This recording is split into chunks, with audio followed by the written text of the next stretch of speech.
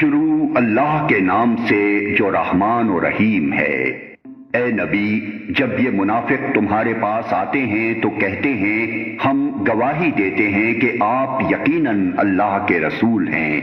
ہاں، اللہ جانتا ہے کہ تم ضرور اس کے رسول ہو، مگر اللہ گواہی دیتا ہے کہ یہ منافق قطعی جھوٹے ہیں۔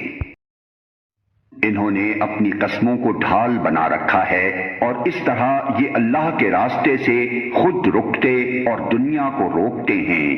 کیسی بری حرکتیں ہیں جو یہ لوگ کر رہے ہیں۔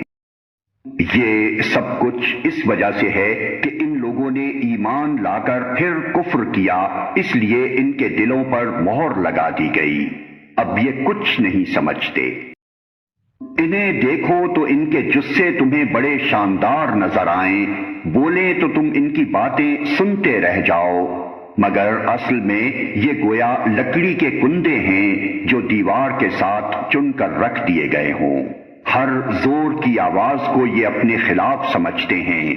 یہ پکے دشمن ہیں، ان سے بچ کر رہو۔ اللہ کی مار ان پر، یہ کدھر الٹے پھرائے جا رہے ہیں۔ اور جب ان سے کہا جاتا ہے کہ آؤ تاکہ اللہ کا رسول تمہارے لیے مغفرت کی دعا کرے تو سر جھٹکتے ہیں اور تم دیکھتے ہو کہ وہ بڑے گھمنڈ کے ساتھ آنے سے رکتے ہیں۔ اے نبی، تم چاہے ان کے لیے مغفرت کی دعا کرو یا نہ کرو، ان کے لیے یکساں ہے۔ اللہ ہرگز انہیں معاف نہ کرے گا۔ اللہ فاسق لوگوں کو ہرگز ہدایت نہیں دیتا۔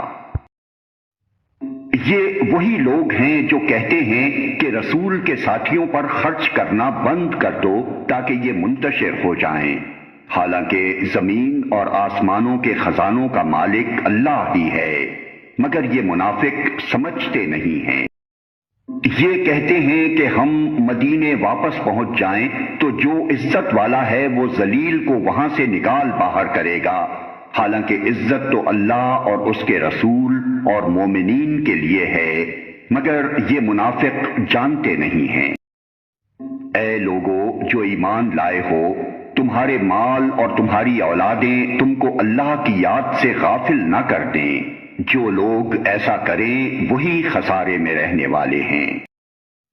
جو رزق ہم نے تمہیں دیا ہے اس میں سے خرچ کرو قبل اس کے کہ تم میں سے کسی کی موت کا وقت آ جائے اور اس وقت وہ کہے کہ اے میرے رب، کیوں نہ تو نے مجھے تھوڑی سی مہلت اور دے دی کہ میں صدقہ دیتا اور صالح لوگوں میں شامل ہو جاتا۔ حالانکہ جب کسی کی مہلت عمل پوری ہونے کا وقت آ جاتا ہے تو اللہ اس کو ہرگز مزید مہلت نہیں دیتا، اور جو کچھ تم کرتے ہو اللہ اس سے باخبر ہے۔